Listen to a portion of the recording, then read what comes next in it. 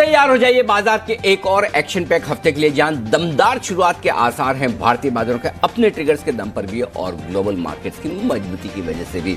तो आइए, स्वागत है आप सबका शेयर बाजार लाइव में। नमस्कार, मैं हूं अनिल सिंह और नमस्कार, मैं हूं दीपांशु भंडारी। तैयार हो जाइए एक और एक्शन पैक ट्रंकेटेड हफ्ते के लिए, क्योंकि फ्राइडे के दिन है छुट्टी। ओह वंडरफुल, एक और लंबा वीकेंड हमारे आगे है, पर एक बड़ा हफ्ता भी ट्रेडिंग के लिहाज से आगे। सर बताएं, ट्रिगर्स क्या कह रहे हैं आज के लिए? सब कुछ अच्छा है, सब कुछ अच्छा है। चार बेहतरीन आज ट्रिगर है तेजी की तरफ। लेकिन पहले शुरुआत करते हैं ग्लोबल मार्केट से, जहां पर अच्छी मजबूती दिखी है अमेरिकी बाजारों में। तेज दौड़ लगाते हुए दिखे अमेरिकी बाजार। वीकेंड पर आए ज्यादातर नतीजे अच्छे हैं, ज्यादातर, कुछ खराब भी हैं, ऐसा नहीं कि नहीं है, लेकिन अच्छे ज्यादा है। आज 3 लिस्टिंग और एक नया आईपीओ। प्राइमरी मार्केट का एक्शन भरपूर है, प्राइमरी से सेकेंडरी मार्केट का एक्शन भरपूर है। और इसके अलावा सेबी की एक अहम बैठक है कमोडिटी बाजार के लिहाज से। तो फॉरेन इन्वेस्टर कमोडिटी बाजार में डेरिवेटिव्स में ट्रेड कर पाएं, इस पर विचार किया जाएगा। मंजूरी आती है या नहीं वो देखने की बात होगी, लेकिन इस पर विचार जरूर होगा, ये बात तय है। बिल्कुल, तो बड़ा एक्शन आ रहा है और इस सारे एक्शन पर सर हमारी नजर भी बनी हुई है। इस हफ्ते का भी सेटअप समझना है। उससे पहले एक जो पिछले हफ्ते फाइनली हमने देखा, बड़ा बाउंस बैक आते हुए देखा, इंपॉर्टेंट लेवल्स बाजार ने होल्ड करे वीकडेज पर भी, और फिर जो मूव आती हुई देखी, कैसे देखें इसे? और फाइनली एफआईएस की तरफ से भी थोड़ी खरीदारी। जिस लेवल पर बंद हुआ शुक्रवार को निफ्टी 18,100 के आसपास, और दीप आपको याद होगा हम यही बात करते थे 18,112 के ऊपर की क्लोजिंग आपको कंफर्म कर दे कि एक मजबूत क्लोजिंग की तरफ, आप मजबूत मार्केट की तरफ बढ़ रहे हैं। तो लगभग उसके आसपास था, मेक और ब्रेक था। अगर ग्लोबल खराब हो जाते तो हम यहीं से नीचे आ जाते, तो ऐसा लगता है कि एकदम रेंज के हाई रेंज पर। और अगर ग्लोबल चूंकि मजबूत हो गए, कुछ और भी डेटा है जो अच्छे हैं, वो बता रहे हैं कि आप ऊपर जा सकते हैं। और यही वजह कि शुक्रवार को लंबे समय बाद ट्रेडिंग रेंज के हाई रेंज पर भी हमने कहा कि खरीदारी करी। बिल्कुल, क्योंकि वो संकेत आ गए थे कि ब्रेकआउट की तैयारी है। और ये ब्रेकआउट की तैयारी, सबसे बड़ी बात दीप इसमें क्या है जी, आपके बाजार का बेस और ऊपर की तरफ शिफ्ट करेगी। जो 17,600 17,700 में बेस बना था, अब वो बेस आपका 17,900 18,000 पर आ गया। ओके, ये सबसे बढ़िया काम हुआ। तो पहले ये था कि पिछले हफ्ते भी जब कमजोर हुआ था, हम ये कह रहे थे 17,600 17,700 टूटेगा नहीं, चिंता मत कीजिए। बिल्कुल राइट, तो वहां डरने नहीं दिया। अब अच्छी बात ये, शुक्रवार की तेजी के बाद और आज की गैप अप ओपनिंग के बाद, बढ़ने के बाद 17,900 18,000 अब आपके लिए बेस का काम है। तो आपको रिस्क पता होनी चाहिए कि नीचे कितना जा सकते हैं, वो पता है तो आप तेजी की पोजीशन संभाल पाते हैं। तो जब करेक्शन हुआ, 2 बार हुआ, पिछली बार थोड़ा सा लंबा भी चला, पहली बार 5-7 दिन का करेक्शन देखा, लेकिन हमने इसलिए कहा कि लेवल्स पर नजर रखिए, जब तक वो अहम लेवल ना टूटे डरिए मत। रनिंग करेक्शन आएंगे 2-3% के, कोई नहीं रोक सकता। लेकिन अब आज एक बढ़िया मजबूत क्लोजिंग मिलने के बाद बाजार ऊपर की तरफ जाने की तैयारी में। एक और चीज जो दीप है वो है कि बाजार का ट्रेंड न्यूट्रल से पॉजिटिव होने की भी तैयारी में है। तो ओवरऑल आज आपके लिए तेजी के 4 इक्के आपके हाथ में, नहीं तो आप 3 इक्के से आप काम चला सकते हैं। मैं 4 देता हूं आपको। पहला, अनडाउटेडली ग्लोबल मार्केट्स के संकेत बहुत अच्छे हैं। बिल्कुल। दूसरा, एफआईएस के डेटा बड़े दिनों बाद देखने लायक हैं, अच्छे हैं। तीसरा, नतीजे जो वीकेंड पर आए हैं वो ज्यादातर अच्छे हैं। और चौथा, शुक्रवार को आपने निफ्टी पर एक ब्रेकआउट के संकेत दिए। बैंक निफ्टी पीछे है, कोई बात नहीं, उसके बगैर भी काम चल रहा है। तो ये 4 कारण आपके पास ऐसे हैं जिनकी वजह से अच्छी तेजी का माहौल आज बनना चाहिए। बिल्कुल, तो 4 इक्के हैं हमारे पास और अच्छी तेजी बननी चाहिए। चलिए सर, फिर आज का पहले एक्शन समझ लेते हैं, क्योंकि आईपीओस की भी बात करनी है, कुछ और स्टॉक्स भी हमारी फोकस लिस्ट में। कैसे देखें आज के संकेत? ग्लोबल संकेत पॉजिटिव साइड पर है। अमेरिकी बाजारों में भरपूर और अच्छी तेजी बनी है। अब तो कई बार मेरा विश्वास बड़ा मजबूत होता दिख रहा है दीप, की अमेरिकी बाजार हमें ही फॉलो करते हैं। हमने जिस तरह से दिन के हाईएस्ट पॉइंट पर जाकर क्लोजिंग दी, अमेरिकी बाजारों ने भी कमोबेश वहीं क्लोजिंग दी और अपने लाइफ हाई से मुश्किल से 1-1.5% की डिस्टेंस पर अब अमेरिकी बाजार है। तो बाजारों का वहां का ट्रेंड मजबूत है। कुछ नेगेटिव ढूंढना चाहें तो कह सकते हैं कि जो बॉन्ड यील्ड से वापस बढ़कर 1.55 1.56 पर आई है, तो अब मतलब आपके दोनों हाथों में लड्डू हों, ऐसा तो हो नहीं सकता। मुंह में पहले से भरा ही है, तो मतलब कितने लड्डू खाएंगे? तो अल्टीमेटली कहीं न कहीं थोड़ा कॉम्प्रोमाइज तो होगा। तो ठीक है, बॉन्ड यील्ड बढ़ गई तो ओवरऑल बाजारों में तेजी का मूड माहौल है, इसमें कोई डाउट नहीं। ये एक अच्छा संकेत है। तो अमेरिकी बाजारों से बहुत ही बेहतरीन संकेत है। एफआईएस का संकेत पॉजिटिव साइड पर है, इसको विस्तार से हम बातचीत करते हैं अभी। और घरेलू फंड्स के संकेत भी पॉजिटिव साइड पर है। वायदा कारोबार के संकेत न्यूट्रल है, सेंटिमेंट पॉजिटिव है, ट्रेंड न्यूट्रल है, शायद आज के बाद पॉजिटिव बनता हुआ नजर आए। लंबे समय बाद सर, या पॉजिटिव या न्यूट्रल है, एक भी नेगेटिव अब नहीं है। हाँ, ये बात सही है। लंबे समय बाद करेक्ट। नहीं तो रोज आजकल पिछले 2 दिनों से न्यूट्रल ज्यादा चल रहा था। हाँ। सिर्फ एक एफआईएस का नेगेटिव चल रहा था, तो वही आज पॉजिटिव। और वही यहाँ पे मैं बताना चाहता हूँ कि आज की तेजी का बड़ा कारण सिर्फ ग्लोबल नहीं है जी। ग्लोबल मार्केट तो पिछले 2 हफ्ते से अच्छी है, बढ़िया है, हमसे तो बढ़ा ही नहीं जा रहा। हाँ। हम आज बढ़ेंगे तो सिर्फ एक वजह से, और वो है एफआईएस के डेटा। बड़े लंबे समय बाद कैश मार्केट में 6 दिनों के बाद खरीदारी का आंकड़ा आया है, लेकिन कैश मार्केट से ज्यादा और आंकड़ों की साइज से ज्यादा आंकड़ों की क्वालिटी बढ़िया है। कैसे? 511 करोड़ की कैश में खरीदारी की है और 880 करोड़ के स्टॉक फ्यूचर्स खरीदे हैं। ठीक है, तो लगभग 1400 करोड़ की स्टॉक्स में खरीदारी है। इसके साथ साथ 2100 करोड़ के इंडेक्स खरीदे। तो कल जो शुक्रवार को आपको 8100 की क्लोजिंग मिली ना, उसकी इंपॉर्टेंस ये है। ये लगातार दूसरी बार हुआ है दीप जी, आप गौर करिएगा कि 18,000 के ऊपर बंद होने के बाद तुरंत इंडेक्स में शॉर्ट कवरिंग आती है। यस सर, करेक्ट, पहले भी देखा था हमने, पहले भी आई, ये दूसरी बार आई। तो एक चीज क्लियर है, 18,000 के नीचे एफआईएस का मूड इंडेक्स पे खराब है, मार्केट पे खराब है। 18,000 के ऊपर वो तेजी करे ना करे, न्यूट्रल तो हो ही जाएंगे, न्यूट्रल तो हो ही जाएंगे, बिल्कुल। तो अगर एफआई न्यूट्रल हो जाए, घरेलू फंड खरीदे और हमारे दुखी से मतलब उदास से ट्रेडर्स फिर से लौट आए जी, तो तेजी बन सकती है। अब इसमें 2 चीज है। yes, अच्छी चीजें ये दिख रही कि डेटा बहुत बढ़िया है, साथ ही घरेलू फंड ने 850 करोड़ की खरीदारी की है, तो सब कुछ बढ़िया है। लेकिन सब कुछ बढ़िया में कुछ नेगेटिव भी होता है, वो भी आपको ध्यान में रखना चाहिए। पहली चीज तो ये कि जो खरीदारी की साइज है जी, वो छोटी है, क्वालिटी अच्छी है। जब बेच रहे हैं एफआईएस तो ज्यादा दबाकर बेच रहे हैं, खरीद रहे हैं तो छोटा खरीद रहे हैं। 500-550 करोड़ ज्यादा नहीं है कैश में। 880 करोड़ के स्टॉक फ्यूचर्स भी ज्यादा नहीं है, क्योंकि जब बेचते तो 1500-2000 करोड़ बेचते हैं। बिल्कुल। हाँ, इंडेक्स में जरूर 2100 करोड़ की साइजेबल खरीदारी की, लेकिन इंडेक्स में भी पहले भी हुआ है, एक आध दिन खरीदारी करते हाथ रोक देते। तो मेरे लिए शुक्रवार की तेजी, शुक्रवार के एफआईएस के आंकड़े ठीक है, कॉन्फिडेंस बढ़ाने वाले हैं, लेकिन मेरा असली कॉन्फिडेंस तब बढ़ेगा दीप जब आज भी आंकड़े अच्छे हैं जी। आज एक दिन और अच्छे चाहिए, तब उसके बाद तो मूड माहौल चेंज ही हो जाएगा। अगर आज अच्छे आंकड़े आ गए और आज समझिए आप 200 पॉइंट निफ्टी पे बढ़ गए जी, ठीक है, तो फिर काम हो गया। फिर नए एफआईएस बेचेंगे और नहीं आपका डेटा को लेकर कोई कंफ्यूजन रहेगा। लेकिन अभी तक का जो इतिहास रहा है पिछले 3 हफ्तों का, कंसिस्टेंट खरीदारी अभी तक लगातार एफआईएस की खरीदारी दिखी नहीं है। इसलिए मैं पॉजिटिव हूं, लेकिन ओवर कॉन्फिडेंट नहीं हूं कि सब बेचना बंद, आज के बाद कुछ नहीं, अब सिर्फ खरीदेंगे। ऐसा थॉट प्रोसेस एफआईएस का हो गया या नहीं होगा, ये डेटा में एक आध दिन में पता चलेगा। चलिए, तो एक आध दिन और रुकते हैं, बट एटलीस्ट संकेत तो पॉजिटिव आए हैं, भरोसा। हाँ, शुक्रवार को लग ही रहा था, हम बात भी कर रहे थे कि आज जिस तरह की स्क्रीन दिख रही है, लग रहा है कि एफआईएस लौट आए हैं जी, बिक वाली रोक दी है, आंकड़े बढ़िया हैं, तो कम से कम रिलीफ है भाई। Thank you very much. चलिए, तो बढ़िया है, रिलीफ। आइए, आपका इंतजार था, वो गाना था ना विजय पथ का, आइए वही वाला अजय देवगन ना, अजय देवगन। हाँ, चलिए, तो भरोसा यहां से है, तो फिर लेवल्स क्या निकल कर आएंगे सर? 18,050, 18,100 जहां पर हम बंद हुए, ये तुरंत सपोर्ट का काम करेगा गैप से खुलने के बाद। 17,975, 18,025 मैंने बहुत स्ट्रांगली ऊपर खींचा है ट्रेडिंग रेंज को। 17,900 के नीचे की मंदी में देख नहीं रहा। अब ऊपरी रेंज 18,200, 18,265, और अगर 17,900 टूट जाता तो इसका मतलब डीप क्लियर कट है कि वो 4 घंटे की चांदनी थी फिर अंधेरी रात। बिल्कुल। ये 4 घंटे एफआईएस ने खरीदारी की, शुक्र को वापस भूल जाओ।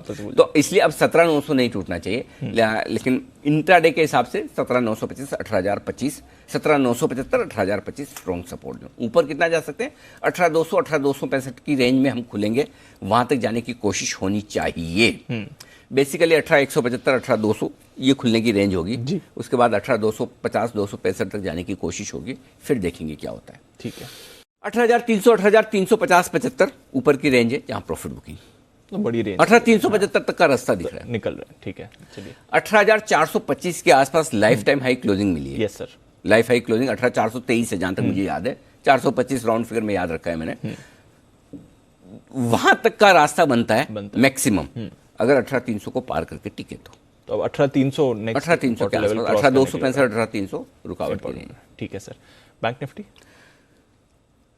38,575, 38,750 सपोर्ट जोन है, और इसके नीचे 38,350, 38,450 स्ट्रॉन्ग खरीदारी का जोन। फ्रेश मंदी अब तब होगी जब आप 38,300 को तोड़े। ओके, अगर 38,300 आप नहीं तोड़ते, 38,300 तोड़ना होता तो शुक्रवार का दिन बहुत बढ़िया था। यस, नहीं तोड़ा, अब नहीं तोड़ेंगे। ओके, अब तो निफ्टी की वजह से भी थोड़ा तो बैंक निफ्टी भी मुस्कुराया भाई, ठीक है आपके साथ में भागूंगा नहीं, आप आगे भागो, मैं थोड़ा पीछे पीछे चलता हूँ, स्पीड बढ़ा देता हूँ थोड़ी सी, उतना तो करेगा। गिरूंगा तो नहीं कम से कम। ऐसा तो नहीं कि आप उधर जाओ मैं इधर जाऊंगा, ऐसा नहीं है। तो कम से कम साथ देने की कोशिश बैंक निफ्टी की होगी, जरूर होगी। स्पेसिफिकली एक दो बैंक ICICI वगैरह, कोटक थोड़े ठीक दिख रहे, HDFC बैंक वगैरह थोड़े ठीक दिख रहे हैं, तो आज बैंक्स में एक्शन हो सकता है। ऊपर कितना जा सकते हैं?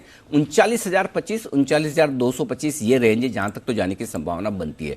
39,225 के ऊपर मजा आएगा। बेसिकली आप ये समझ लीजिए बैंक निफ्टी में आखिरी रुकावट जो है ना, वो 39,200 से लेके 39,500 के बीच में।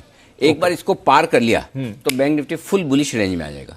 39,200 से 39,500। हाँ, ये 300 पॉइंट की रेंज में कहीं कहीं जाकर हम रुकेंगे। सेम जैसे है ना निफ्टी में 18,300, 18,350, 75 वहां कहीं रुकेंगे।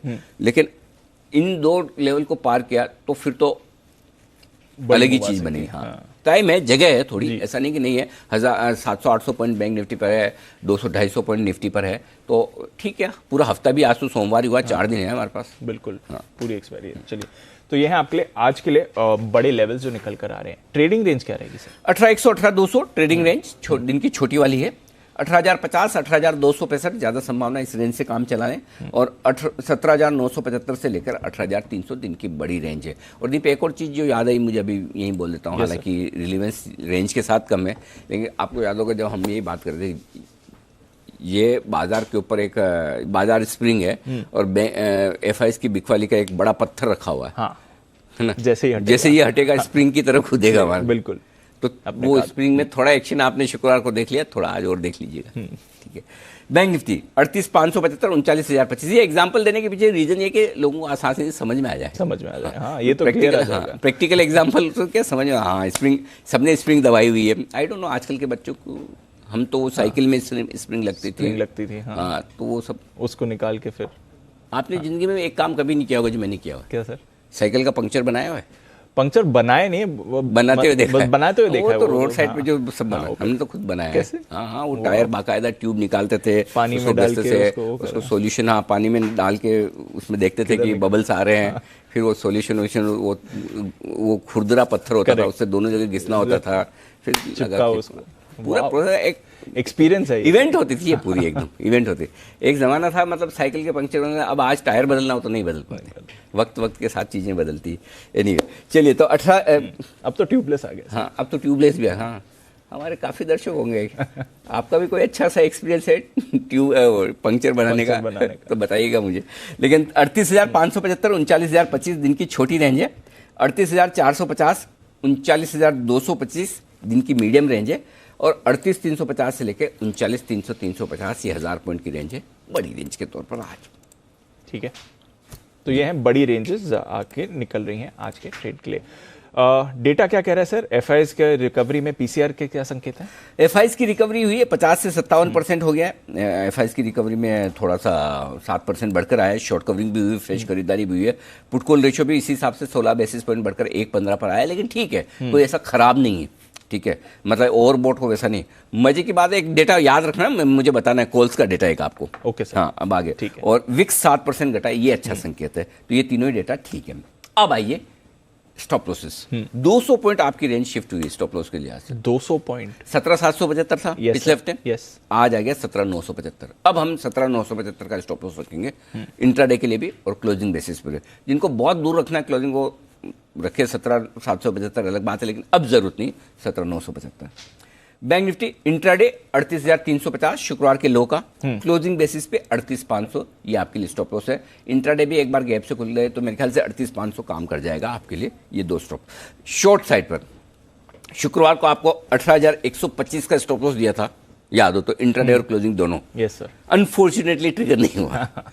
अब लग रहा है अगर अनफॉर्चुनेटली ट्रिगर हो गया होता तो आप 15, 20, 25 पॉइंट से काम चला था। अब 75-100 पॉइंट 100 पॉइंट देने पड़ेंगे। और दीप मुझे ऐसा लगता है कि कितना 60-70 कितना ऊपर दिख रहा है, 85 हो गया ऑलमोस्ट। हाँ, सेंचुरी तो मारेगा, इससे ज्यादा खुलेगा, ज्यादा खुलेगा। जितना दिख रहा है उससे ज्यादा, अभी कम दिख रहा है, कम दिख रहा है, उससे ज्यादा खुलेगा।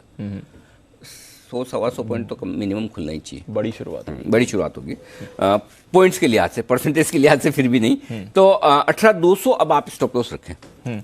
ठीक है, ठीक है। और बैंक निफ्टी पे 39,050 जो शुक्रवार का था वही अब भी रखना है। 39,050 ट्रिगर हो जाए तो निकल जाइए, फिर बैंक निफ्टी में शॉर्ट मत रहिएगा। और जिनको छोटा रखना है स्टॉप लॉस बैंक निफ्टी में, वो 38,825 850 का भी रख सकते हैं, जो कि खुलते ही ट्रिगर हो जाएगा। बहुत ही छोटा हो गया। हाँ, खुलते ही ट्रिगर हो जाएगा, पता है मुझे। हाँ, खुलते ही ट्रिगर हो जाएगा, इसीलिए मैंने थोड़ा लंबा वाला दिया है 39,050। ठीक है सर, तो ये रहे मौजूदा पोजीशंस की बात। नई पोजीशन सर? खरीदे निफ्टी 17,975 के स्टॉप लॉस के साथ, 18,175 18,200 छोटे target, 18,265 18,300 medium target, 18,350 375 final target. ठीक है, बेचना है जरूर बेचिए। कहां बेचेंगे?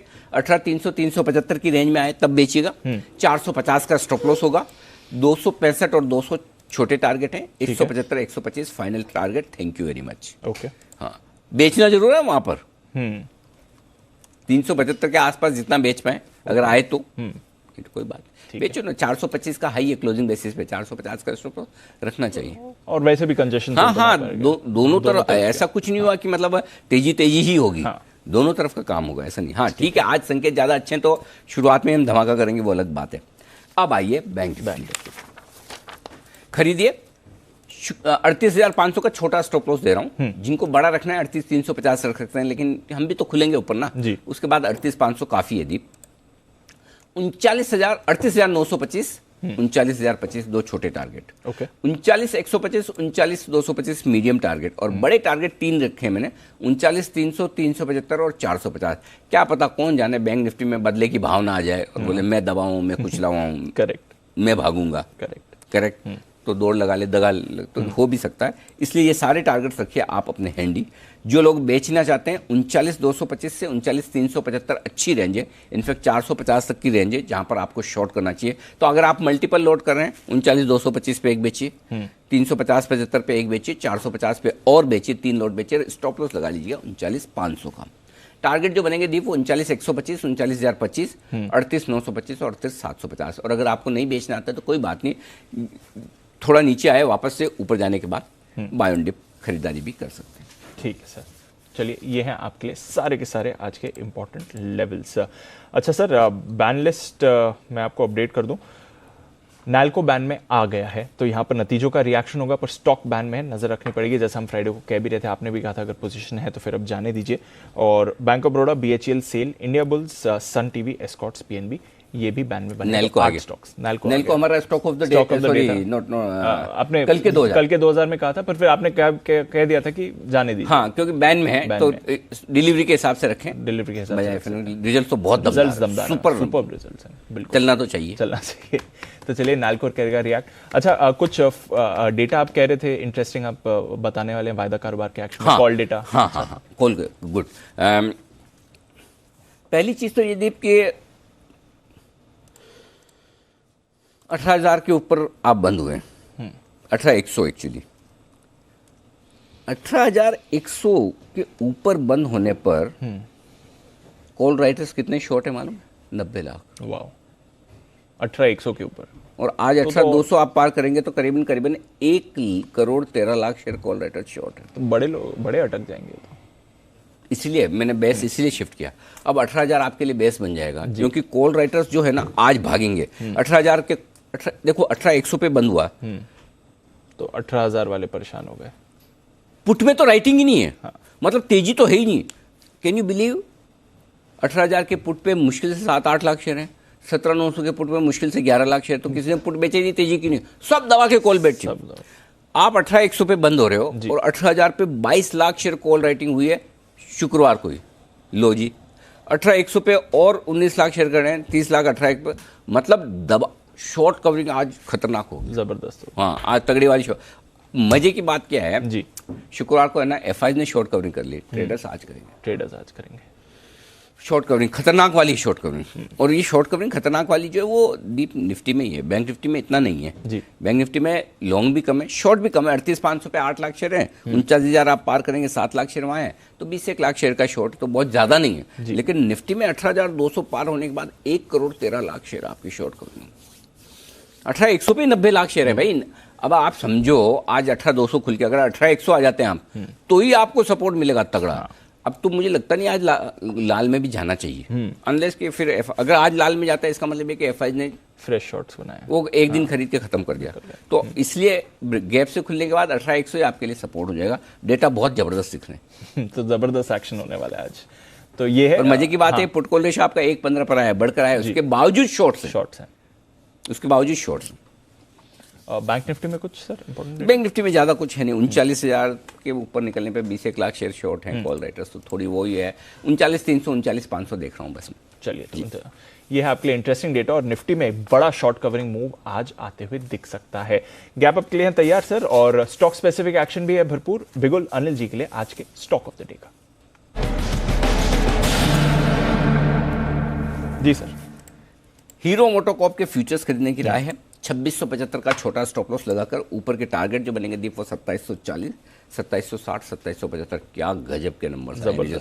और स्पेशली अगर आप बजाज ऑटो आयशर के नंबर्स देखें तो उसके कंपैरिजन में हीरो मोटर ने कमाल कर दिया। और सबसे बड़ी बात, शुक्रवार की तेजी में भी बढ़ा हुआ नहीं, लाल निशान में बंद हुआ है, और स्टॉक जिन लेवल पे 2700 रुपए के नीचे है, मतलब ये कमाल कर देगा आज, ये कमाल कर देगा। तो हीरो मोटोकॉर्प बहुत ही बढ़िया नंबर। मैं स्टॉक ऑफ द डे में बहुत सारे दे सकता था, नेल को भी दे सकता था जो हम शुक्रवार को बात कर रहे थे, लेकिन बैन में इसलिए। बाकी अपोलो हॉस्पिटल के रिजल्ट्स बहुत अच्छे हैं, फोर्टिस के रिजल्ट दमदार है, फोर्टिस के मैनेजमेंट से भी बात करेंगे हम 10:30 बजे। सो रिजल्ट्स के लिहाज से हीरो मोटोकॉर्प एक ही देना था स्टॉक ऑफ द डे, तो यहाँ पर खरीदारी करने का। बिल्कुल, और एक्सपेक्टेशन इससे ज्यादा अच्छी परफॉर्मेंस की नहीं थी, तो उसके विपरीत बढ़िया नंबर्स हीरो मोटोकॉर्प के। तो चलिए, ये है आपके लिए आज का स्टॉक ऑफ द डे, खरीदारी करके जाएं। अब आते हैं सर आईपीओ एक्शन पर, और आज तो भरपूर एक्शन होने वाला है। 3 लिस्टिंग्स और साथ ही एक नई आईपीओ भी खुल रही है। तो पहले लिस्टिंग्स की बात कर लें सर, जैसा आप बोले। चलिए, तो पॉलिसी बाजार से शुरुआत करते हैं। पीबी फिनटेक कैसे होगा यहाँ पर? 980 रुपए की इश्यू प्राइस थी, बहुत ज्यादा रिस्पॉन्स मिला नहीं। हमारी राय भी थी कि लॉन्ग टर्म के लिए पैसा लगाइए, वैसे ही होगा, लॉन्ग टर्म के लिए ही है ये आईपीओ। और जैसे ही अच्छे प्रॉफिट में आने लगी कंपनी, धीमे धीमे वैल्यूएशंस बेहतर होंगे। ऑपरेशनल लेवल पे तो ठीक है। मेरा ये समझना है 980 रुपए की इश्यू प्राइस के मुकाबले में 1075, 1125 इस रेंज में कहीं लिस्ट होना चाहिए। जो लॉन्ग टर्म इन्वेस्टर्स हैं वो इश्यू प्राइस का स्टॉप लॉस रखें 980 का, ताकि आपकी कैपिटल प्रोटेक्ट हो। दूसरा, जिस प्राइस पर लिस्ट हो वहां से 75 रुपए नीचे का स्टॉप लॉस लगाते चलें। सपोज आप 1100 लिस्ट हुआ तो आपका स्टॉप लॉस 1025 हो गया, उसके बाद 1150 पहुंच गया तो आप स्टॉप लॉस 1075 कर दो। ऐसा 50 से 75 रुपए अपने रिस्क के हिसाब से, ताकि आप प्रॉफिट प्रोटेक्ट कर पाएं। और अदरवाइज लॉन्ग टर्म के लिए रखें तो कोई दिक्कत नहीं, क्लियर है। तो ये है, हाँ, अच्छी लिस्टिंग ठीक हो जाएगी, क्योंकि बाजार का मूड माहौल भी ठीक हुआ है थोड़ा सा। नायका की लिस्टिंग ठीक हुई है, तो उस हिसाब से लिस्टिंग ठीक हो जाएगी। और लिस्टिंग पे बहुत ज़्यादा 15-20% बन जाएगा, बस उससे ज़्यादा नहीं है। तो अच्छा, तो इसलिए ठीक है। तो लॉन्ग टर्म के लिहाज से हमने जो राय दी थी वो आप मेंटेन करें। ओके, तो लॉन्ग टर्म इन्वेस्टर्स करें होल्ड, और 75 रुपए का स्टॉप लॉस लगाएं अगर आप ट्रेडिंग के लिहाज से निकलना चाह रहे हैं। एसजेएस एंटरप्राइजेस सर, यहाँ पे क्या होगा? लिस्टिंग अच्छी होनी चाहिए। यहाँ पर भी हमारी राय लंबी अवधि के लिए लगाने की थी, पैसा लगाने के लिहाज से। मेरा ये समझना है कि इशू प्राइस जो 542 रुपए है एसजीएस एंटरप्राइजेस की, उससे थोड़ी सी प्रीमियम पर लिस्टिंग होगी। 625, 28 नहीं 625 कर दिए, 600 इतना प्रिसाइज में अंदाजा नहीं लगा सकता। 625 रुपए के आसपास लिस्ट होनी चाहिए। और यहाँ पर भी फॉर्मूला सेम रखना है जी। आप अपनी इशू प्राइस का स्टॉप लॉस रखें 542 रुपए का, लॉन्ग टर्म के लिहाज से आपके लिए तो होल्ड करें। और जैसे जैसे बढ़ता जाए आप 50 रुपए नीचे स्टॉप लॉस ट्रेल करें। 650 हो जाए तो आप स्टॉप लॉस 600 ले आएँ, 600 हो जाए तो इशू प्राइस पे रखें। वही फॉर्मूला ठीक है। तो लॉन्ग टर्म वालों इन्वेस्टर्स के लिए था, और इसीलिए लिस्टिंग कोई बहुत बड़ी तगड़ी नहीं थी। 10% 15% ऊपर लिस्ट हो सकता है, बस वहाँ से स्टॉप लॉस ट्रेल करते चले। ठीक है सर, तो ये है आपके लिए एसजेएस एंटरप्राइजेस। अब सिगाची, हालांकि इस पर आईपीओ पर तो आप अपने राय हमने कवरेज नहीं दिया था लिस्टिंग पर, और इस बात का मुझे खेद भी है। अच्छा, कि कवरेज करना चाहिए था। थोड़ा सा इग्नोरेंस में छोड़ दिया। कई बार दीप, मैं भी रोज बहुत सारी चीजें सीखता हूँ, और उसमें से एक चीज ये भी सीखी, 125 करोड़ रुपए का इशू था जी, ठीक है, और मार्केट के 500 करोड़ का। तब ने ये लगता है क्या कौन 500 करोड़ के मार्केट के में किसका इंटरेस्ट होगा, 125 करोड़ का छोटा सा इशू है, छोड़ो न जाने दो, है ना। और वैसे भी मैं बहुत ऑनेस्टली कहना चाहता हूँ, सबसे ज़्यादा मुश्किल काम ही छोटे इशू को एनालाइज करना ही है। बहुत छोटी, जितनी छोटी कंपनी हो उतना मुश्किल है, जितनी बड़ी कंपनी उतना मेरे लिए आसान है जी। सरप्राइज है मुझे 500 करोड़ के मार्केट कैप वाली कंपनी में क्यूआईबी 86 गुना कैसे बढ़ सकता है। क्योंकि एक चीज क्लियर है दीप, कि मैक्सिमम जितने क्यूआईबीज हैं उनके एक लिमिट तो होती है ना, कि इतने कम मार्केट कैप से नीचे की कंपनी में आप पैसा नहीं लगाएंगे जी। 500 तो फिर मैंने इसलिए देखा, नहीं तो आज मैं शायद लिस्टिंग पे राय भी नहीं देता। 2 वजह से दे रहा हूं जी। एक तो हमारे कई सारे दर्शकों ने ट्वीट किया कि सर सिगाची पे राय जरूर दीजिएगा लिस्टिंग पर, और दूसरा मैं अपनी गलती खुद सुधारना चाहता हूँ जी कि मैंने क्यों एनालाइज नहीं किया, क्यों नहीं पढ़ा। देखकर समझ आया, जब मैंने देखा 86 गुना ये भर गया, HNI 172, रिटेल 80 गुना, तो मैंने कहा फिर इसको सबसे, हालांकि वो अलग बात है कि अगर मैं कर भी देता एनालिसिस और आपको बोल भी देता लगाओ तो किसको मिल जाता, हार्डली मतलब वो तो लगे तो लॉटरी वाला मामला है, और 125 करोड़ के IPO में क्या लॉटरी लगेगी जी।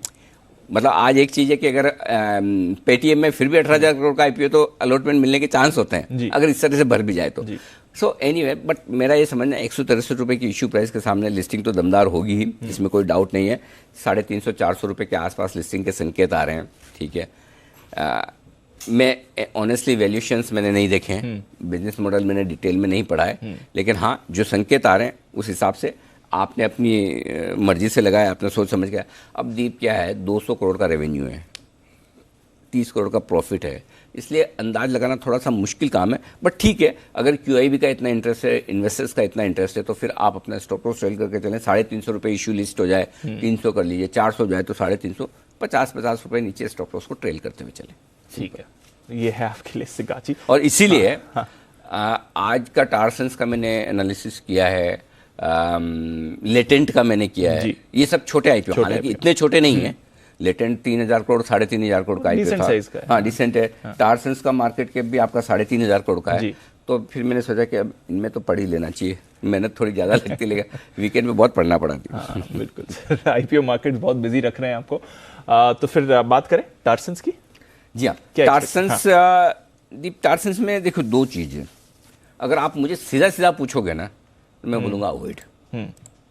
अगर मार्केट का मूड माहौल और मार्केट का यूफोरिया एक तरफ रख दें, नॉर्मल मार्केट हो जहाँ मूड माहौल कोई बहुत बॉयंट, बहुत तेजी वाला ना हो, तो मैं कह दूंगा कि छोड़ दो यार, बहुत महंगा इशू है। और क्यों महंगा है वो मैं बताता हूँ। 229 करोड़ का रेवेन्यू, पहले आज नेगेटिव्स बताता हूँ, पहले नेगेटिव्स बताऊँ ताकि अच्छा तो, पहले नेगेटिव और पहले लाइन भी खाली यही रखिए, अवॉइड, इशू बहुत ज़्यादा महंगा है। दूसरी लाइन में बाद में बताऊंगा आपको। ओके ठीक है, ठीक है। 229 करोड़ का रेवेन्यू, ठीक है। अब 229 करोड़ के रेवेन्यू में आप इतना महंगा मांगे, कैसे काम चलेगा दीप, कैसे चलेगा? मतलब 40 के PE मल्टीपल पर स्टॉक, 40, हाँ। मैन्युफैक्चरिंग कंपनी, मैन्युफैक्चरिंग कंपनी है भाई, मैन्युफैक्चरिंग कंपनी है। मतलब 229 करोड़ की आप सेल्स करते हो और 3,500 करोड़ का मार्केट कैप मांग रहे हो। और करते क्या है, ये आप हॉस्पिटल में जाते हैं ना, तो ये टेस्ट ट्यूब, बीकन्स, सिरिंजेस नहीं होंगी शायद, इससे मिलते जुलते, मतलब जो भी हॉस्पिटल में काम आते हैं ना, जो प्लास्टिक के बनते हैं, वो बनाने का काम करती है। तो ये बिजनेस है। तो आपका रॉ मटेरियल प्लास्टिक से रिलेटेड जो भी वो होता है, वो ग्रेन्यूल्स वगैरह वो होते हैं, आप बनाते हो और बेचते हो। 40 का PE मल्टीपल है, प्राइस टू बुक वैल्यू 12 है, और मार्केट कैप टू सेल्स 14 का मल्टीपल। भाई हमसे नहीं होगा। मतलब पैसा बन जाए अलग बात है, लेकिन मुझसे नहीं होगा जी, ठीक है। लेकिन अब मैं कोई मार्केट के अगेंस्ट जाऊं, वो तो ऐसा है नहीं। तो जो नेगेटिव है मैं पहले बता दूं कि छोटी साइज का इशू है, 229 करोड़ का, बहुत ही छोटा है, और वैल्यूएशंस बहुत ही महंगे, इसलिए मैंने राय दी अवॉइड, बहुत महंगा है। इतनी छोटी, जितनी कंपनी छोटी हुई उसको उतना सस्ता देना पड़ेगा। एक बात अच्छे से समझ लो, बड़ी कंपनी एक बार फिर भी वैल्यूएशन कमांड कर सकती है, क्योंकि वहां पर विजिबिलिटी है, साइज है, और अब ये कंपनी कितनी बड़ी हो सकती है पता नहीं, लेकिन कुछ अच्छा भी है। और उस अच्छे के दम पर अब दूसरी ओपिनियन जो है, जो हाई रिस्क लेने वाले इन्वेस्टर्स हैं वो लॉन्ग टर्म के लिए लगा सकते हैं। लॉन्ग टर्म के लिए आप लगा सकते हैं। और लॉन्ग टर्म का मतलब ये, जब भी मैं कहता हूँ हाई रिस्क वाले इन्वेस्टर्स जो लॉन्ग टर्म के लिए लगा सकते हैं, तो आप ये मान के चले कि बाजार का मूड माहौल खराब हो गया तो इशू नीचे भी लिस्ट हो सकता है। Yes sir.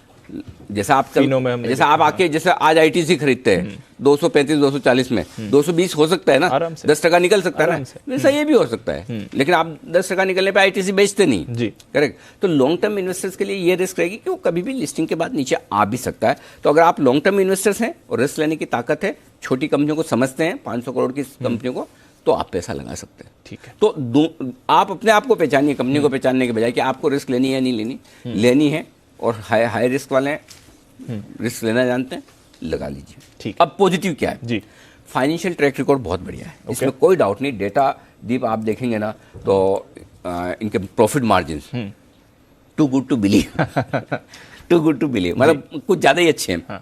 आरओसी मतलब return on capital, return on equity और रिटर्न आरओई और आरओसी प्लस ऑपरेटिंग मार्जिन्स बहुत बढ़िया है अनडाउटेडली। पुराने प्रोमोटर्स हैं, लंबा ट्रैक रिकॉर्ड है, 1983 से कारोबार कर रहे हैं, जो अच्छी चीज़ें वो हैं, इसमें कोई डाउट नहीं है।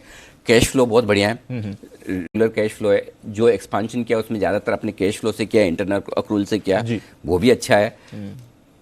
250 करोड़ का इशू है जो कंपनी में जाएगा, बाकी 950 करोड़ तो ऑफर फॉर सेल है, 250 करोड़ ही जा रहा है कंपनी में, 150 करोड़ ही, उस 150 करोड़ से डेट फ्री भी हो जाएगी कंपनी। तो कुछ चीज़ें अच्छी भी है, इसमें कोई डाउट नहीं। और ये अच्छी और बुरी चीज़ों को देखकर अगर आप एकदम शॉर्ट टर्म इन्वेस्टर्स हैं तो अवॉइड करें, महंगा है, और अगर आप लॉन्ग टर्म इन्वेस्टर रिस्क ले सकते हैं तो लॉन्ग टर्म के लिए, क्लियर है?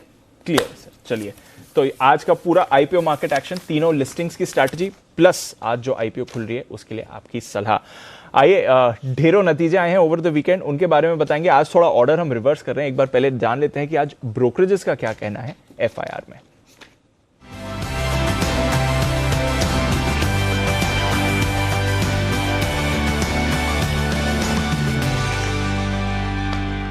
तैयार है हमारे साथ आशीष। आशीष, मॉर्निंग, बताएं क्या कह रही हैं आज की brokerage reports. Good morning Deepanshu. नतीजों के बाद ढेर सारी रिपोर्ट्स आई हैं। सबसे पहले शुरुआत कर लेते हैं अपोलो हॉस्पिटल के साथ। यहाँ पर देखिए नतीजे काफ़ी बढ़िया देखने को मिले और ब्रोकरेज हाउस की तरफ से मानना ये है कि इनकी जो अपोलो 24/7 फार्मेसी है, यहाँ पर बहुत जल्द जो है फंड रेजिंग भी देखने को मिलेगी।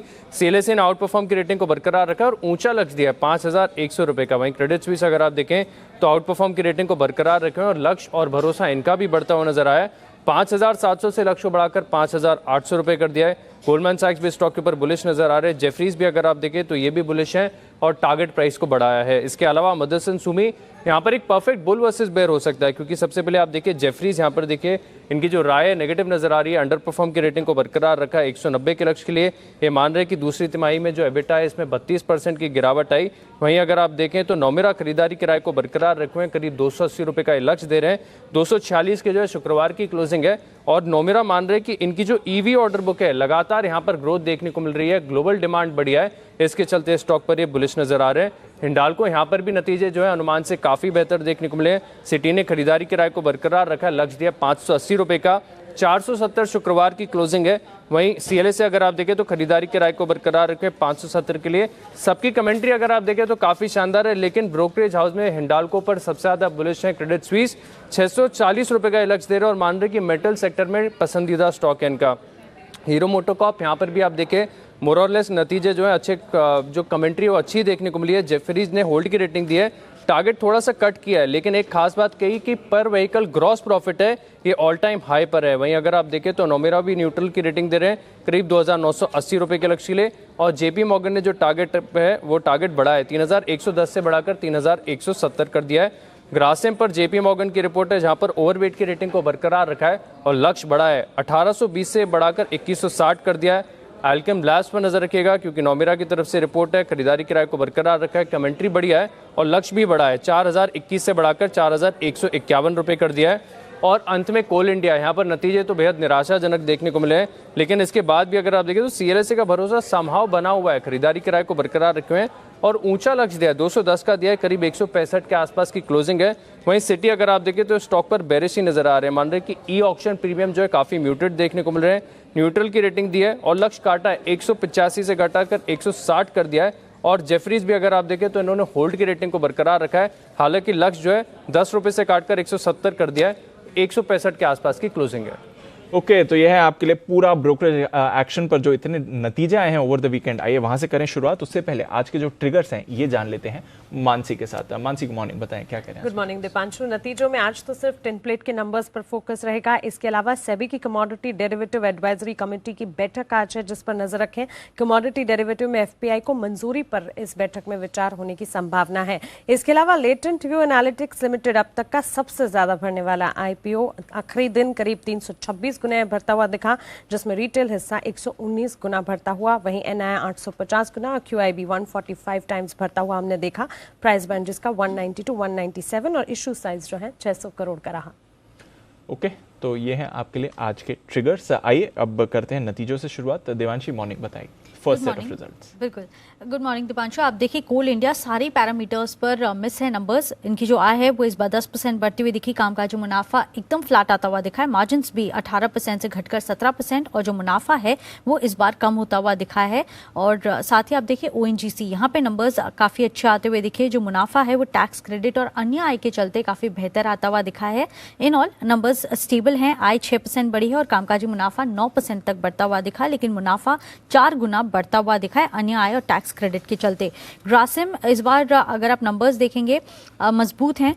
जो कुल बिक्री है वो 67% तक बढ़ती हुई दिखी। कामकाजी मुनाफा 139% तक बढ़ता हुआ दिखा और मार्जिन आप देखिए 11% से बड़े हैं, 16% पर आते हुए दिखा और मुनाफे में भी एक बड़ा जंप आपको देखने मिला और सारे फ्रंट्स पर नंबर्स इनके सारे सेगमेंट्स में अच्छे आते हुए दिखे।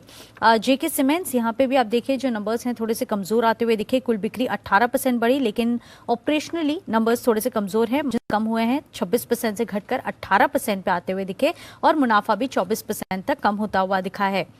इन्फोएज अनुमान के मुताबिक नंबर्स आते हुए दिखे हैं। कंपनी को एक्सेप्शनल गेन हुआ है करीब 9,300 करोड़ का, जो जोमेटो में हिस्सा बिक्री होती हुई दिखी। इसी के चलते आपको पीएनएल में इसका इम्पैक्ट आता हुआ दिखेगा। जो एडजस्टेड पैट है वो आपको एकदम फ्लैट आता हुआ दिखेगा। जो आय है वो 10% तक इस बार बढ़ती हुई दिखी और मार्जिन भी 30% पर कंपनी ने क्लॉक इन किए हैं। सिटी यूनियन बैंक यहाँ पे भी आप देखिए स्टेबल नंबर्स हैं, लेकिन असेट क्वालिटी में काफी सुधार देखने मिला है इस बार। ब्याज से आय 1% बढ़ी है, लेकिन मुनाफा 15% बढ़ा है अन्य आय के चलते। ग्रॉस एनपीए 5.58%, नेट एनपीए भी 3.49% से घटकर 3.48% पे आते हुए दिखे। रिकवरीज इस बार काफी शानदार देखने मिली। तो ये है आपके लिए फर्स्ट सेट ऑफ नंबर्स। कुशल बताएं आपके पास कौन से नतीजे हैं मॉर्निंग दीपांशु। आप देखिए सबसे पहले ग्लेनमार्क फार्मा, यहाँ पर numbers stable set of numbers कह सकते हैं। मार्जिन्स 18.8% पर बिना बदलाव के हैं। साथ ही कंपनी के मुनाफे में 17.5% की ग्रोथ जो है हमें देखने को मिली है। 275 करोड़ रुपए की जो मुनाफे का आंकड़ा है वो कंपनी का आता हुआ दिखा है। साथ ही अगर आप देखें तो मनप्पुरम फाइनेंस यहाँ पर नजर डालिए, नंबर्स अनुमान से कमजोर हैं। टोटल इनकम जो है 8.5% गिरकर 1170 करोड़ पर आई है और इस कंपनी का जो मुनाफा है 415 करोड़ का हमारा अनुमान था, के मुकाबले 355 करोड़ का मुनाफा कंपनी ने दर्ज किया है 12% की गिरावट के साथ। कैश सेगमेंट से भी काफी नंबर्स हैं, जिसमें सबसे पहला है आपको नाइका। यहां पर मिले जुले सेट ऑफ नंबर्स हैं, क्योंकि आय जो है 46% बढ़कर 885 करोड़ पर आई है, पर दूसरी तरफ कंपनी के मार्जिन पर बड़ा प्रेशर बना है। 9.1% के मुकाबले 3.3% के मार्जिन कंपनी ने दर्ज किया और कंपनी के मुनाफे में 95% का जो है गिरावट आती हुई दिखी है। 1.2 करोड़ अब कंपनी का मुनाफा हो गया। साथ ही promoter entity Falguni Nayar family trust ने करीबन 4.3% हिस्सेदारी जो है अपनी प्लेज की है। ओवरऑल जो 22% इनकी हिस्सेदारी है as a security for loan, तो यहां पर भी नजर रखनी है। साथ ही कैम्प्स यहां पर स्ट्रॉन्ग सेट ऑफ नंबर्स आए हैं। मार्जिन 43.5% से बढ़कर 46.5% पर है और साथ ही कंपनी के मुनाफे में 48% के उछाल के साथ लगभग 73 करोड़ रुपए का मुनाफा जो है कंपनी ने दर्ज किया है।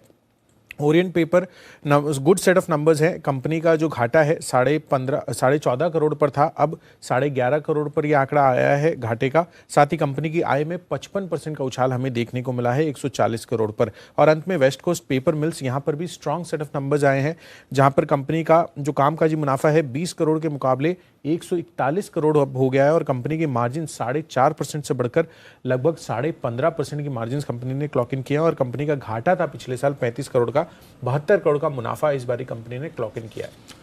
ओके, तो ये है आपके लिए कुछ नतीजे। मानसी बताएं आपके पास कौन से नतीजे हैं? बर्गर किंग मजबूत नतीजे हैं। कंपनी की आय में 153% की बढ़ोतरी हमने देखी है। नुकसान इनका कम हुआ है, जहां पिछले साल 38 करोड़ का नुकसान देखते थे, अब 20 करोड़ का नुकसान है, तो मजबूत नतीजे कहे जाएंगे क्योंकि आय काफी अच्छी बढ़ी है। NFL कंपनी के कमजोर नतीजे हैं। मार्जिन 8% से 4% पर गिरे हैं, वहीं मुनाफा जो है इसमें 81% की गिरावट हमने देखी है। Sunflag ion strong set of numbers. Company की आय में 40% की बढ़ोतरी, 686 करोड़ पर कंपनी के रेवेन्यूज पोस्ट हुए हैं। मुनाफा 124 करोड़ पर बढ़कर 65 करोड़ जाता हुआ देखने को मिला है और मार्जिन भी 13% से 17% रहे। Jammu and Kashmir bank company की नेट इंटरेस्ट इनकम 3% बढ़ी है। मुनाफा 182% बढ़ा है। ग्रॉस एनपीए 9.6% से 8.9% और नेट एनपीए 2.9% से 3% बढ़ रहे हैं। एपिक्स फ्रोजन कमजोर नंबर्स हैं। कंपनी के मार्जिन में 16% से 14% पर गिरते हुए दिखे हैं और कंपनी को नुकसान भी हुआ है। मुनाफे के फ्रंट पर 12% की गिरावट देख रही है कंपनी। कंपनी। जैन इरिगेशन मजबूत नतीजे हैं, कंपनी की आय करीब 37% बढ़ी है, कंपनी के मार्जिन 4% से 11% गए हैं और कंपनी यहां पर जहां नुकसान दिख रही थी करीब 170 करोड़ का, अब 107 करोड़ के मुनाफे में आती हुई दिखी है। ओके देवांशी बताएं, आपके पास जो कुछ और नतीजे हैं वो कौन से हैं? उज्जीवन फाइनेंशियल सर्विसेज आप देखिए इस बार थोड़े से कमजोर नतीजे आते हुए दिखे हैं। जो आय है वो इस बार करीब 7% तक कम हुई है और जो घाटा है वो 57 करोड़ पे कंपनी ने क्लॉक इन किया है। वाटेक वाबैक अच्छे नंबर्स हैं, कुल आय 12% बढ़ी है, मार्जिन भी इस बार 8% पे आते हुए दिखे, 7% से बढ़कर, और मुनाफे में 7% तक की बढ़ोतरी 57% तक की बढ़ोतरी होती हुई दिखी। पीएनसी इंफ्राटेक यहाँ पे ओवरऑल नंबर्स अच्छे हैं लेकिन मार्जिन कम हुए हैं, 24% से घटकर मार्जिन 20% पे है और जो मुनाफा है वो 69% से बढ़ता हुआ दिखा है।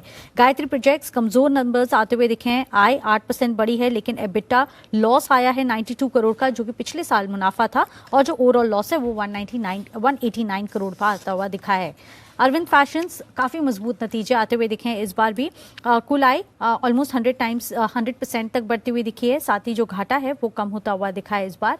और फीनो पेमेंट बैंक यहाँ पे भी आप देखिए नतीजे काफ़ी मजबूत आते हुए दिखे, जो कुल आय है 35% तक बढ़ती हुई दिखी, मुनाफा 75% तक बढ़ता हुआ दिखा है।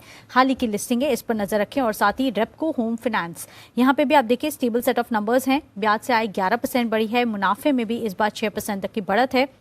ग्रॉस एनपीएस जो हैं वो 4.3% पे आते हुए दिखे हैं जो कि काफ़ी स्टेबल हैं, तो अच्छे सेट ऑफ नंबर्स हैं यहाँ पे भी। ओके ये है आपके लिए ढेर सारे रिजल्ट्स, कुछ और रिजल्ट्स हैं हम आपके सामने रखेंगे थोड़ी देर में। आइए उससे पहले हमारे एक्सपर्ट्स हैं हमारे साथ तैयार, वक्त है पिक ऑफ द वीक का।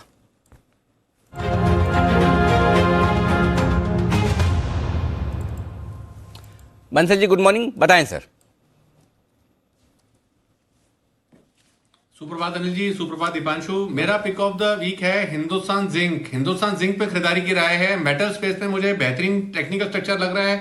डेली चार्ट पर एक राउंडिंग बॉटम पैटर्न फॉर्मेशन नीचे में विजिबल है। 314 का स्टॉप लॉस लगाना है। 343 के टारगेट के लिए हिंदुस्तान जिंक पर खरीदारी की राय है। ओके हिंदुस्तान जिंक ये है स्टॉक जहां खरीदारी करने की राय। जय गुड मॉर्निंग, बताएं आपका pick of the week. Very good morning to you Anil ji. Anil ji pharma space में से मेरा एक स्टॉक मुझे पसंद आ रहा है। मुझे ऐसा लग रहा है कि जो कंसोलिडेशन है इवेंचुअली ऊपर की तरफ ब्रेकआउट देना चाहिए और स्टॉक का नाम है बायोकॉन, जो करीब 346.50 के आसपास स्पॉट में क्लोज हुआ है अनिल जी। इसको खरीदने की सलाह। ये स्टॉक अनिल जी काफी समय से अगर आप देखें तो 355 ऊपर की तरफ और नीचे 340, ये 15 पॉइंट की रेंज में ये स्टॉक ने ट्रेड किया है। Lower end of the range पर आ सकता है तो और खरीदे अगर 340 के आसपास आता है तो, बट इवेंचुअली मुझे ऐसा लगता है अनिल जी कि ब्रेकआउट ये 15 पॉइंट का ऊपर की तरफ आना चाहिए। इसके जो टारगेट्स बन रहे हैं वो 380 से लेकर 390 के बन रहे हैं। 380 390 ये जो टारगेट्स के लिए खरीद कर चले, 335 के एक स्टॉप लॉस के साथ बायोकॉन। ओके और शुक्रवार को जय ने जाते जाते ल्यूपिन का कॉल ऑप्शन भी खरीदारी करने की राय दी थी 950 वाला, यानी कि फार्मा शेयरों में थोड़ा एक्शन होने की कर सकते हैं आप उम्मीद। बताएं कुणाल जी, सुप्रभात, आपका स्टॉक।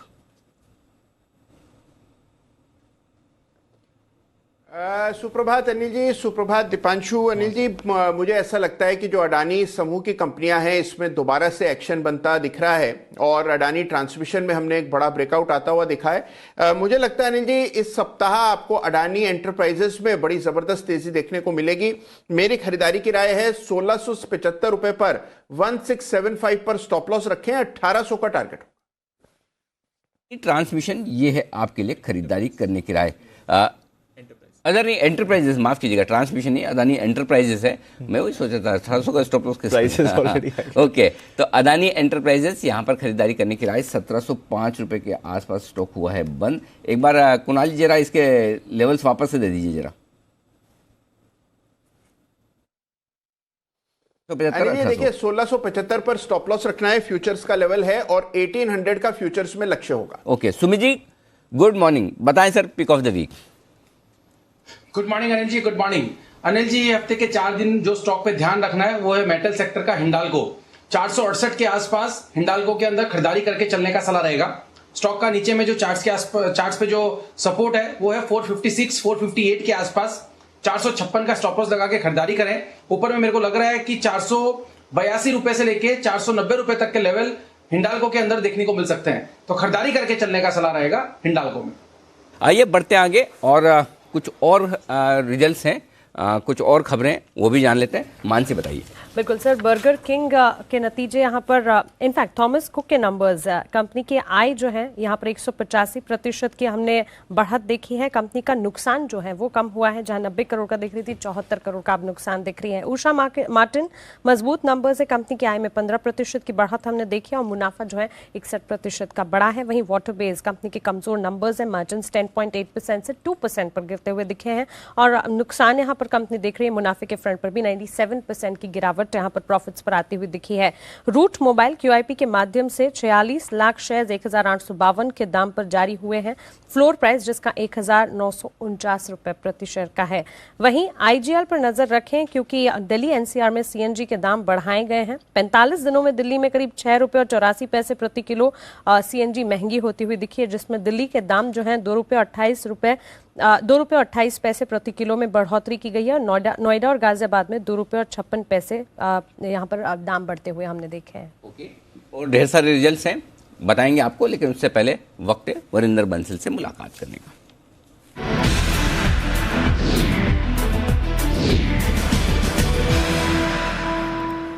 नतीजों की लंबी लिस्ट, और वरिंदर बताइए कौन से हैं अच्छे नतीजे। Morning sir to you and everyone. अच्छे नतीजे, I will start with Hero Motors. Time ऐसा आ गया सर कि जो नंबर्स अच्छे आए हैं इस कंपनी के, वो ऑटो जो है मोटरसाइकिल बेच के नहीं, बट स्पेयर पार्ट्स और एक्सेसरी बेच के ज्यादा नंबर अच्छे आए हैं। इस बार जो रेवेन्यू आपको अच्छा दिखा, ये स्पेयर पार्ट और एक्सेसरीज का जो रेवेन्यू है वो 42%, 42% ऊपर था और कॉस्ट सेविंग हुआ। और इंपॉर्टेंट है सर कि कॉन कॉल में इन लोगों ने ईवीज के बारे में बात किया, जो अभी ऑफकोर्स टाटा मोटर्स के बाद, टीवीएस के बाद एवरीवन इज टॉकिंग अबाउट। इन लोगों ने बोला कि मार्च 2022 में इनका फर्स्ट लॉन्च होगा। I think that is very important. They are doing a joint development with Gogoro, जो ताइवान की कंपनी है। अदरवाइज अब नंबर कहीं से भी देखेंगे सर, 900 करोड़ का बिटा एक्सपेक्टेड था, उसके सामने 1066 करोड़ 1066 करोड़ आया। 11%, 11.5% मार्जिन एक्सपेक्टेड था, उसके सामने 12.5% आया। और ऑनेस्टली सर ये स्टॉक चला हुआ नहीं है, सस्ता स्टॉक है, 13-14 टाइम पे ट्रेड करता है। भारत फोर्ज के नंबर्स भी ठीक आए थे, बट हीरो मोटर्स मुझे लगा कि अभी इस ऑटो पैक में जहां पे बहुत डिफिकल्ट मार्केट कंडीशंस है, उसमें इन्होंने बहुत अच्छा नंबर दिया। नैल्को सर क्या बोलूं मैं, टू बी ऑनेस्ट, हिंडाल्को का तो कहना सर, आपके पास नंबर्स आ जाते हैं, नोवेलिस के नंबर्स आ जाते हैं, तो सबको पता था कि हिंडाल्को के नंबर्स कैसे आएंगे। नैल्को के लिए हमारे पास कोई भी कि एडवांस में किसी का नंबर नहीं था सर। ऑलमोस्ट 30% एबिटा बीट है। अगेन सबको पता था कि नंबर्स अच्छे आएंगे, बट इतने अच्छे नंबर आएंगे किसी को पता भी नहीं था। इनका जो एल्यूमिनियम सेगमेंट है सर, उन्होंने क्या कमाल किया है। मतलब कि उनका जो सेल्स था वो 38% क्वार्टर क्वार्टर अप है। मेरे ख्याल में 1004 यूनिट 104,000 टन का एक्सपेक्टेड था, उसके सामने 126,000 टन आया। एल्यूमिनियम का जो सेगमेंट का एबिट है सर, वो ऑलमोस्ट डबल हुआ क्वार्टर क्वार्टर और 10 गुना हुआ sir YoY। As a said 30% के आसपास का एबिटा बीट है, बाकी एबिटा 780-800 करोड़ के आसपास एक्सपेक्ट था, उसके सामने कुछ 1125 करोड़ एबिटा आया। आप सोच सकते हो कि कितना तकड़ा नंबर आया सर। बाकी 11% एबिटा मार्जिन था, उसके सामने 31% मार्जिन आया। इवन क्वार्टर क्वार्टर 23% से 31% आया और 5.5 टाइम पे नैल्को ट्रेड कर रहा है। I think this was very very strong numbers coming from this company. 2 hospital stock sir, आपको पता है कि अभी ये सब डायग्नोस्टिक्स कंपनीज के नंबर्स अच्छे आ रहे हैं, बट इतने अच्छे नहीं आ रहे हैं। बट अपोलो हॉस्पिटल और फोर्टिस, आई थिंक ये दोनों कंपनीज ने बहुत तगड़े नंबर दिए। अपोलो हॉस्पिटल्स का फिर भी मैं कहूंगा कि थोड़ा पता था कि हम इसके नंबर्स अच्छे आएंगे, बट जो इन्होंने बोला कि हम कैपिटल रेज करेंगे फार्मेसी में और हॉस्पिटल्स के कारण जिस तरीके से क्वार्टर 2 आया वो बेहद शानदार था। आपको सेल्स फिर भी ठीक ठीक लगेगी, सेल्स में मेरे ख्याल में 5% का बीट था, बट मार्जिन देखिए सर, 500 करोड़ का एबिटा एक्सपेक्टेड था, उसके सामने 650 करोड़ 615 करोड़ एबिटा आया। महंगा स्टॉक है, कोई सस्ता स्टॉक नहीं है। 58 टाइम्स में ट्रेड करता है FY23 EPS, but they have been consistently doing good. Fortis sir, I don't know now, people don't, कोई भी मार्केट में कोई बात नहीं करता कि उसका कोई सुप्रीम कोर्ट का केस है कि नहीं है, बट जिस तरीके से नंबर शानदार हर क्वार्टर दे रहा है, कोई एक क्वार्टर ये वाला नहीं है, लास्ट क्वार्टर उससे पहले का quarter consistently strong getting stronger जो हम बोलते हैं, तो फोर्टिस ने दिया। सस्ता stock compare to Apollo hospital है, 40 टाइम पे ट्रेड करता है FY23 EPS। बट आप नंबर्स देखिए सर, एक्सपेक्टेड था कि 210 करोड़ के आसपास का एबिटा आया, उसके सामने 285 करोड़ का आया, which was very very solid। और एक नंबर अगर मैं बोल सकूं सर, ऑटो सेगमेंट में I think which has been consistently doing well, और ईवीज में ये बहुत शानदार प्लेयर हो सकता है आगे जाके, वो है Gabriel India. As I said, auto has been a difficult sector in the last few quarters, but जो कंपनीज ने अच्छा किया ऑटो सेक्टर में, आई थिंक उनको देखना चाहिए। गैब्रियल इंडिया का सेल्स 30% ऊपर था sir quarter on quarter, EBITDA 72% ऊपर था quarter on quarter, margin maintain किया इन्होंने अराउंड 7.5% पे, और 15 टाइम पे ट्रेड करता है सर, सस्ता स्टॉक है। Otherwise there are many other numbers like Borosil, Garden Reach, PNC Infra, Thyrocare, West Coast Papers, जिन्होंने और भी अच्छे नंबर दिए थे, बट मैंने टॉप 4-5 नंबर्स आपके लिए रखे। ओके, तो ये है आपके लिए बहुत ही मजबूत नंबर्स, लेकिन साथ ही वीकेंड पर रिजल्ट्स इतने हैं कि कमजोर नतीजों की भी लिस्ट है आपके पास। बताएं weak results. Sir as I said, auto has been a difficult sector, तो उसमें अमारा राजा और Ashok Leyland, I think Amara Raja batteries stock चला हुआ नहीं है, कमजोर रिजल्ट्स आने थे, सबको पता था, बट सेल्स चाहे 20% ऊपर है, 17% ऊपर है YoY, बट उसका एबिटा 21% नीचे चला गया। इशू ये नहीं है सर, इशू इसमें ये है कि ये जो लिथियम आयरन का जो प्लांट बोल रहे हैं, उसको कितना टाइम लगेगा, बिकॉज ट्रेडिशनल बैटरीज से शिफ्ट होना लिथियम बैटरीज पे, उसको कितना टाइम ट्रांजिशन लगेगा। I think that is one thing which a lot of analysts are watching out for. Ashok Leyland sir, उम्मीदें बहुत ही सीधी साइकिल के कारण, पर 4% मार्जिन एक्सपेक्टेड था, 3% मार्जिन आया, तो कोई बहुत तगड़ा नंबर नहीं आया। सेल्स इन लाइन थे, बट मार्जिन कम थे सर जितना एक्सपेक्टेड था। As I said, companies like TVS, Tata Motors, Hero are doing well. I don't know why Ashok Leyland में। और एक नंबर जो बहुत खराब आया सर, वो ग्रेन्यूल्स था। मगर आपको पता है कि हम लोग केमिकल्स फार्मा के बारे में बात कर रहे हैं कि अच्छी कंपनीज है, बट वैल्यूएशन एक्सपेंसिव हो गए हैं। ग्रेन्यूल्स चला हुआ स्टॉक नहीं है, सस्ता स्टॉक है, पॉइंट टेकन, बट इसका सर सेल्स अगर 3% ऊपर था YoY, इसका एबिटा 40% नीचे था, 40% नीचे था सर। अब एपीएस सेगमेंट का जो सेल्स था वो 25% नीचे है। एबिटा मार्जिन सर आप देखिए सर, जैसे डीवीज का मैंने आपको बोला था कि यार कोई भी कंपनी 40% से ऊपर मार्जिन सस्टेनेबल नहीं है, इसका 30% मार्जिन जो YoY होता था कम होकर 17% रह गया है। Companies like BEML, again sir BEML में बहुत चीजें हैं कि उसका डीमर्ज हो जाएगा, ये हो जाएगा, वो हो जाएगा, वो अच्छी बात है, जब होगा तब होगा, बट सेल्स बहुत अच्छे आए थे, बट मार्जिन अंडर प्रेशर थे। मार्जिन 6% से कम हो गए, ऑलमोस्ट 3% रह गए हैं। एक कंपनी अगर बोल सकूं सर मैं, PI इंडस्ट्रीज, उसके नंबर उतने खराब नहीं आए जितने अदर केमिकल कंपनीज के आए। Yes, they were bit soft compare to जिस तरीके से उनका परफॉर्मेंस रहा है, स्पेशली उनका जो डोमेस्टिक क्रॉप प्रोटेक्शन सेगमेंट है वो फ्लैट था। एक्सपेक्टेड था कि उसमें 7-8% ग्रोथ आएगा, वो नहीं आया। और सर क्या बोलूं मैं इन कंपनीज का, जिस तरीके से आईओल, हिमाद्री स्पेशलिटी, कैमलिन फाइन, इन सबके मार्जिन आधे हो गए सर। और एक SW सोलर जो बहुत ही चर्चित में रहा है स्टॉक, उसने नेगेटिव ग्रॉस मार्जिन दिए। तो लिस्ट लंबी है सर, मैं आई डोंट नो कहां से करूं, बट एक कंपनी जो उसके बारे में आई डोंट नो, टेस्टी बाइट्स के बारे में बात करते हैं, 4000 करोड़ का मार्केट कैप है सर, उसका एबिटा 80% नीचे था और उसका वैल्यूएशन कुछ 100 टाइम के ऊपर है। So these companies have to be watch very carefully. Okay, तो ये है आपके लिए सारे कमजोर रिजल्ट्स भी।